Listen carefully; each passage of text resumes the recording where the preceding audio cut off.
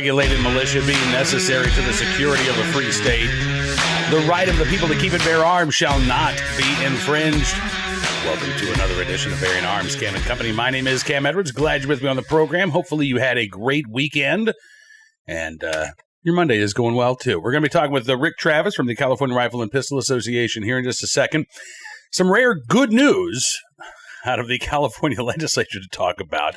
It is, that may be one of the first times in 20 years of doing Cam & Company that I've actually said that phrase, good news coming out of the California legislature. Unfortunately, something I've said a lot since I started doing Cam & Company back in 2004. We've got some bad news to talk about out of the California legislature as well.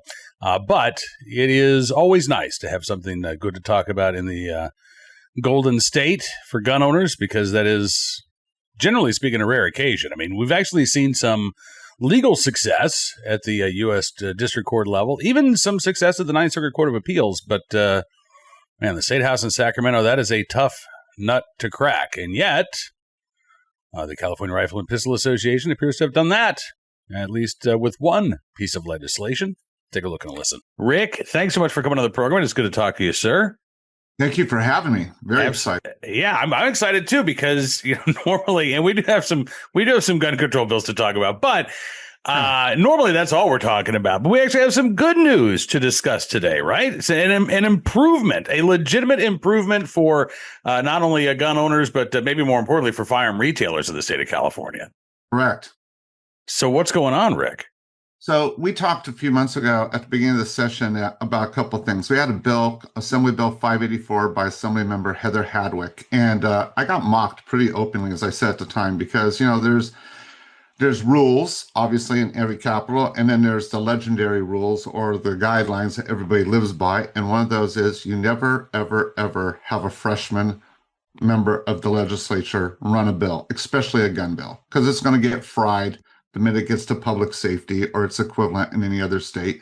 And that's the land where, roughly 2/3 of the bills die in this state when they get to public safety. I mean, it's just the harshest committee of all.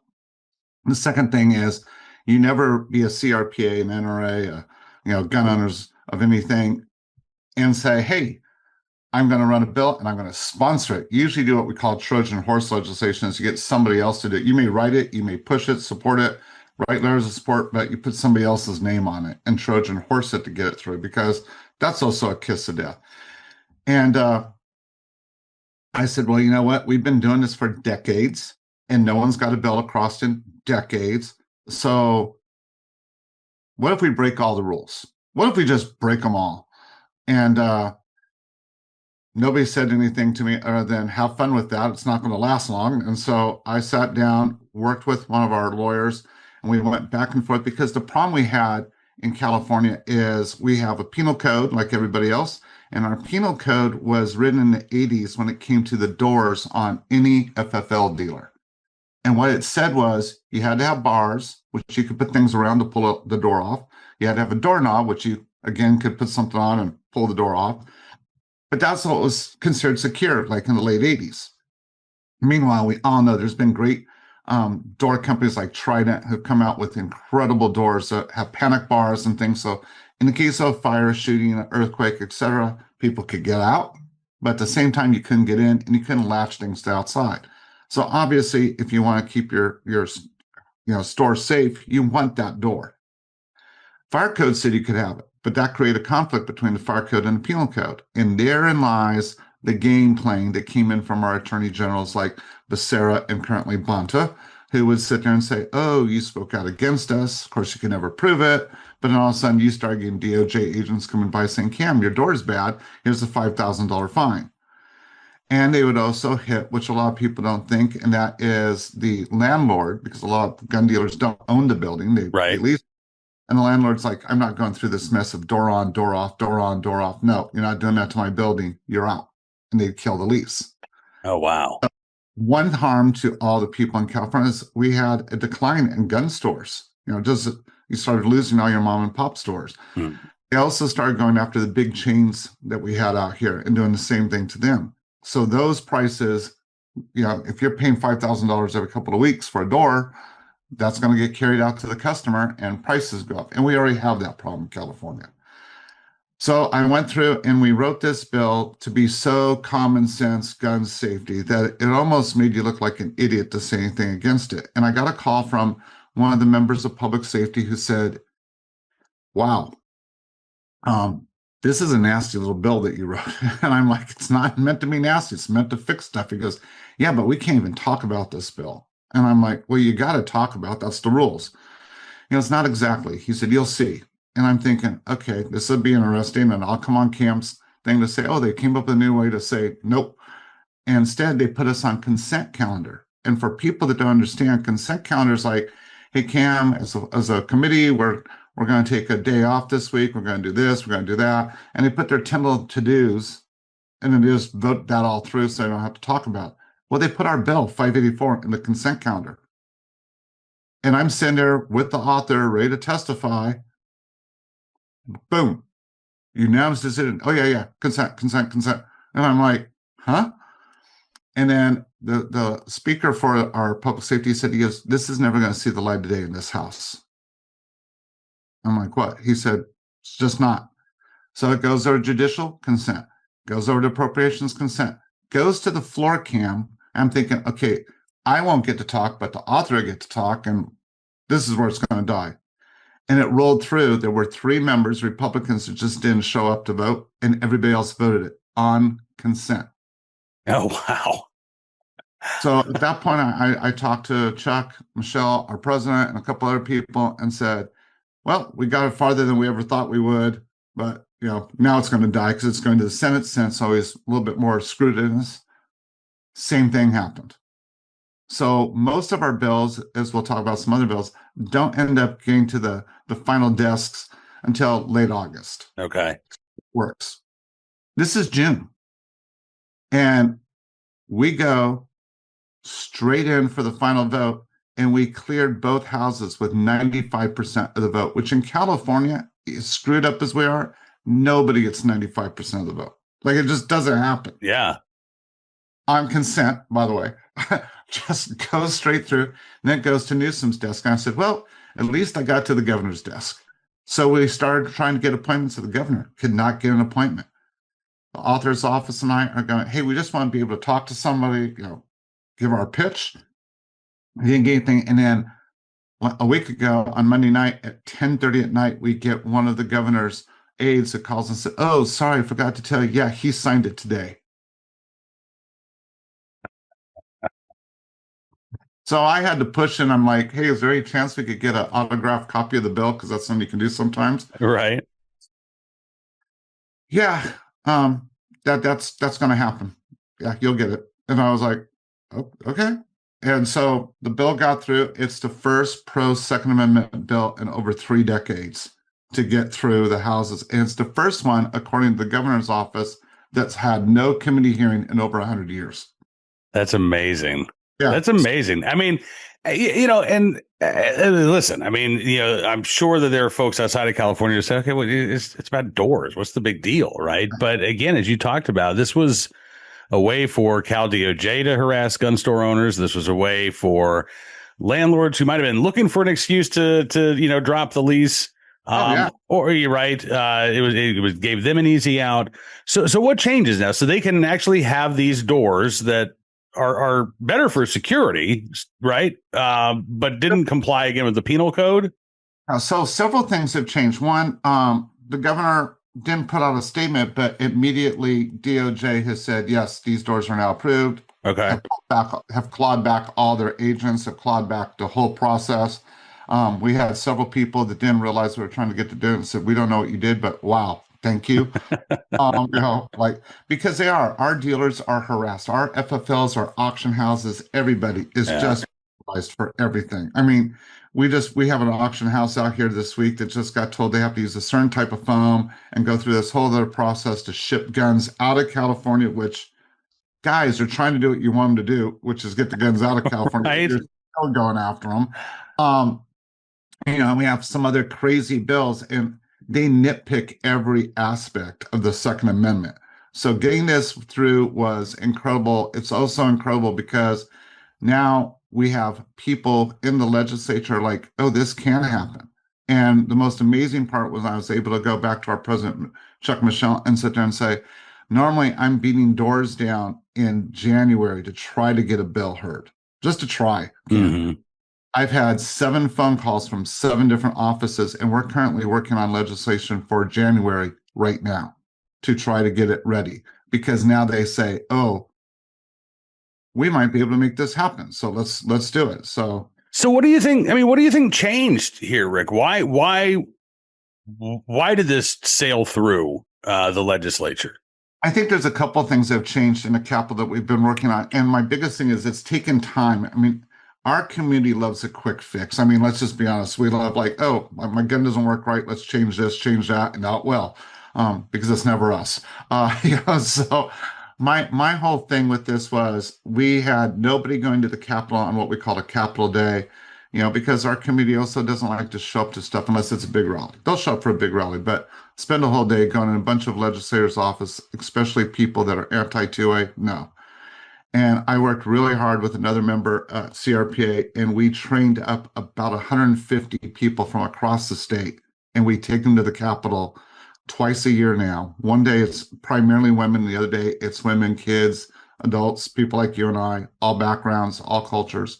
And we go into every office that we can possibly get into and tell them who we are, what our story is. We fight the narrative against us.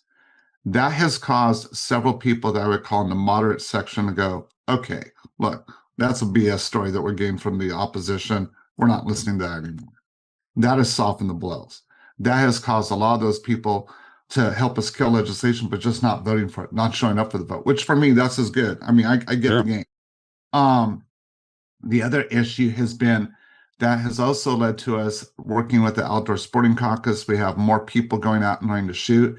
I now have, I never thought I'd say this, but I have a vice chair in the assembly who's African-American from Oakland, who after going out, she was, trained by Kamala Harris's group and everything. So obviously not pro 2A, went on her first duck hunt. I think anybody that's ever duck hunted would hate her for this, but she limited out on her first day and wasn't really assisted by many of us. She picked us up really, really fast. No pun intended, but like a duck to water. She just picked us up, and she's now an avid duck hunter. And in the Second Amendment area, she is not the standard cookie cutter Democrat and has led people. So I think some of that's happened. Governor Newsom is a lame duck, so he's losing some of his control. They're chewing themselves up like Democrats are everywhere else. Yeah. Now, looking at other legislation the governor's trying to get through, the supermajority is not working because there's a group of Dems that are breaking ranks, and we've had a couple of Dems that switch parties. Interesting. All right, let's talk about one of the gun control bills that is making its way through the legislature. It's passed out of the assembly. I think it passed out of Senate Judiciary. This is the bill banning the sale of Glock handguns, Rick. Yeah. I mean, this is amazing to me. We've seen litigation against Glock filed in Chicago. I think the state of Illinois is also considering a similar Glock ban. New York introduced a bill, but it didn't go anywhere in New York. This is a couple of stops away from hitting the Senate floor here. Do you think that this bill is likely to pass? So we're talking about Assembly Bill 1127. It comes from Assembly Member Gabriel, who's the one that started the nationwide excise tax issue of 11%. Okay. So, evil person. And Gabriel, so there's a couple things on this bill that I think are important for the audience to understand. Number one, its biggest proponent is a former member of Glock. He's a former vice president who testifies for this bill, pushing it, which is interesting. Mm-hmm. When myself or Sam Paredes of Gun Owners of California go in to talk about this, Sam and I we boil when we see this guy doing this.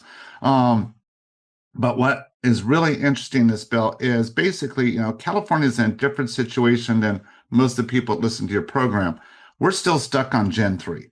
We haven't been able to move to one of the more modern generations of Glocks, which Glock has made changes, including safety changes. One of those changes is what's called the Glock switch. If you're in the latest generation, it doesn't work. You can't put it on the Glock.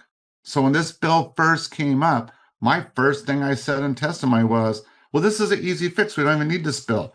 DOJ, go kick off of what we call our roster here of what guns are approved, get rid of the Gen 3s, put on the newest gen. Done. And they didn't want to do that, which is why I've told everybody this is not about safety. This is about finding ways to ban a specific firearm. Yeah. Anybody fall into that safety crap, because that's what it is. Yeah. And that's what they keep running up is we're going to save lives. Well, if you want to save lives, change it over. The only hope we have is they have not given law enforcement a way out of this. But even in there, this has been the irony. We've had other companies that sell firearms to law enforcement trying to help this bill get through, because then that would get rid of the Glock firearms and they could sell their firearms. So, it's another one of those cases of shooting inside the Second Amendment tent where all of us are fighting. So this bill will most likely, the only place we might be able to stop it is appropriations, and that won't be until the end of August, because California is nearing $100 billion debt ceiling. And we saw some really horrible bills during the first final, before we moved houses, die just based on finances.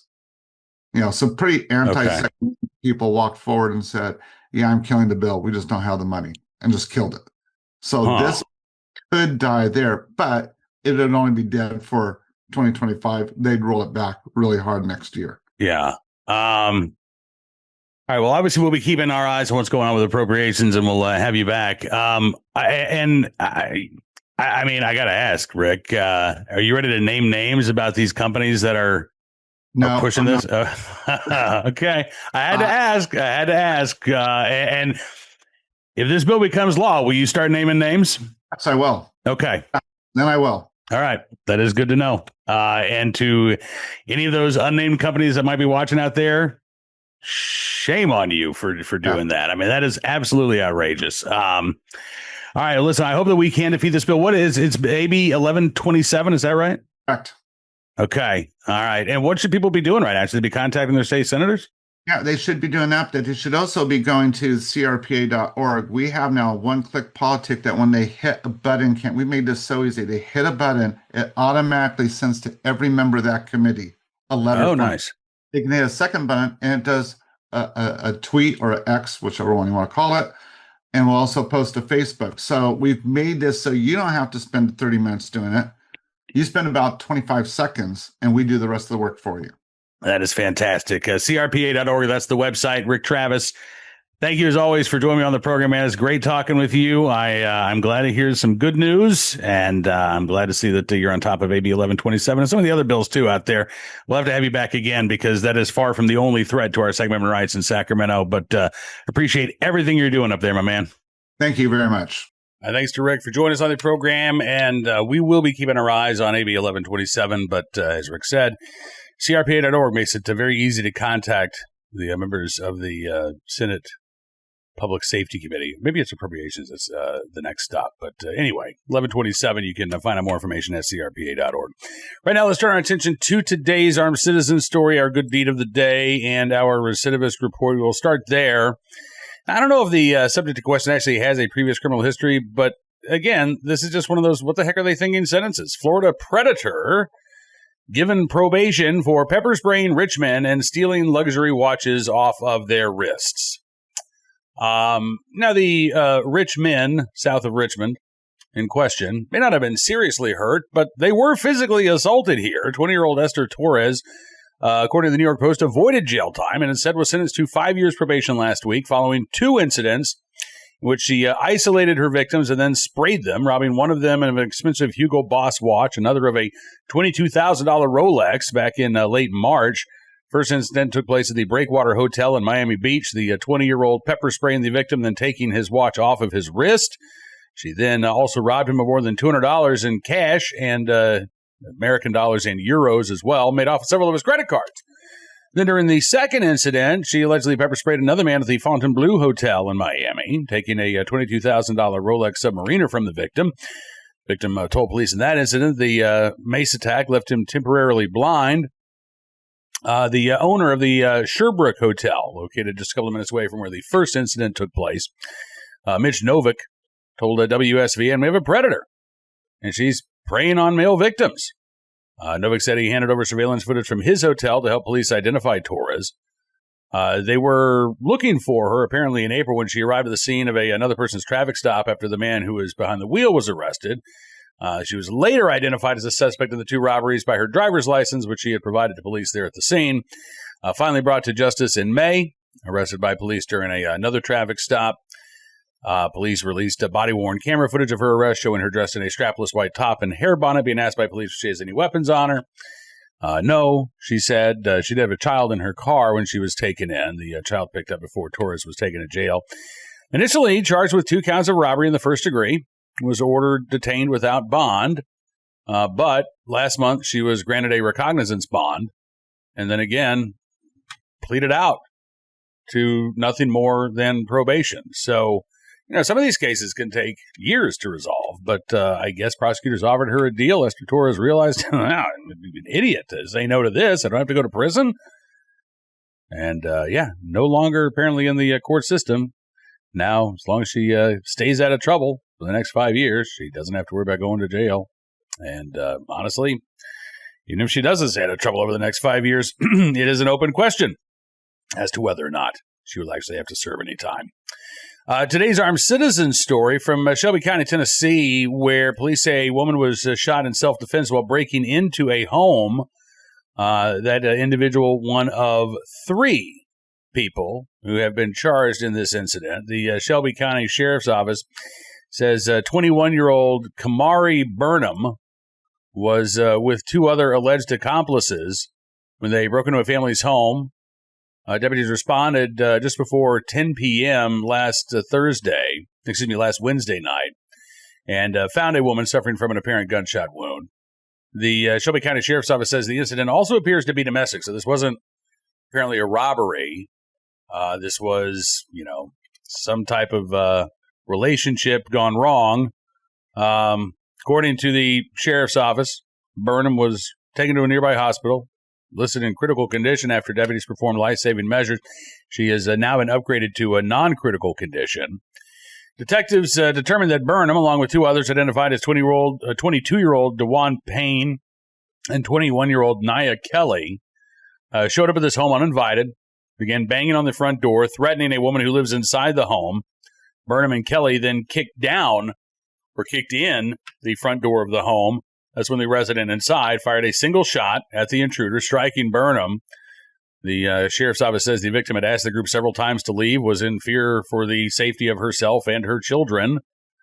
And the victim not facing any charges. The suspects, however, charged with aggravated burglary. Burnham and Kelly also charged with misdemeanor vandalism for kicking in that door. And when somebody kicks in your door after you've warned them to leave, I would say you have a legitimate fear of death or great bodily injury. And so I think the prosecutors in the Sheriff's Office making the right call there and saying that the victim in this case will not be facing charges. Finally, today, our good deed of the day. In the right place at the right time, well, unable to do the right thing. A good Samaritan in California who helped a kidnapping victim. The suspect now behind bars because of the quick thinking and the willingness to get involved on the part of this Good Samaritan. It happened to be a woman who was driving through the area in Hesperia last Friday, and she saw something unusual in the car in front of her. So she called 911. She said that a man was physically assaulting the passenger who was in his car. According to police, the passenger was screaming for help, had tried to exit the vehicle several times, but the driver kept pulling her back in. And so this woman actually followed the vehicle on the phone with 911, giving the dispatcher, updated directions on where this car was located, until police got there. Actually, I don't even know if police had ever got there. At one point, the vehicle stopped. The woman did get out of the car and then ran to the Good Samaritan's vehicle, actually got into the Good Samaritan's car. According to the Victorville Daily Press, 23-year-old Jacob Michael Fernandez was found a couple of minutes later sitting in this car, his hands covered in blood, It was determined that Fernandez had a knife, and he had actually cut the victim several times. Thankfully, superficial wounds, and the victim didn't want to be taken to a local hospital for treatment. But Fernandez, ultimately taken into custody, evaluated at a hospital, booked into jail. A knife seized from his car as evidence. He was arrested on suspicion of kidnapping, attempted murder, making criminal threats, and resisting or obstructing police. According to authorities, Fernandez was known to the victim, but police declined to state how the suspect and the victim knew each other. But again, thankfully, a stranger happened to be in the right place at the right time, was not willing to let this go, and was able to provide sanctuary for this kidnapping victim, who it sounds like is going to be okay. Again, looking at this from maybe a Second Amendment perspective, I'm glad that this woman followed Fernandez. She did put herself at risk. I don't know if she was a concealed carry holder, but, in circumstances like this, I think it is, it's not only better, I think it is a wiser course of action. If you are prepared to protect yourself and defend yourself, if you decide that you're going to start pursuing somebody who you know is being violent, right? I'm not saying don't do it. I'm not saying turn a blind eye, but that can go sideways real quick. I'm glad that it didn't happen in this case, but Fernandez could easily have gotten out of his car once the victim got out the other side, ran to this woman's vehicle, and he could have tried to assault them both. So to me, this is yet another argument as to why we need to be exercising our right to carry whenever possible. I don't know why I hit the stop button there. I'm not sure who's going to be with us on 2A Tuesday, but we will be back with more of the latest Second Amendment news and information from all across the nation. And in the meantime, be sure to check out bearingarms.com throughout the day. We're keeping you up to date on all of the latest news impacting your right to keep and bear arms. If you like what you see, I'd also encourage you to become a VIP Gold, or VIP Platinum member. Just use the promo code FIGHT, and you can get 60% off your membership. You get all kinds of great benefits, no matter what tier of support you choose. And again, no matter what tier you choose, we are grateful for your support for our independent pro-Second Amendment journalism. Have a great rest of your Monday.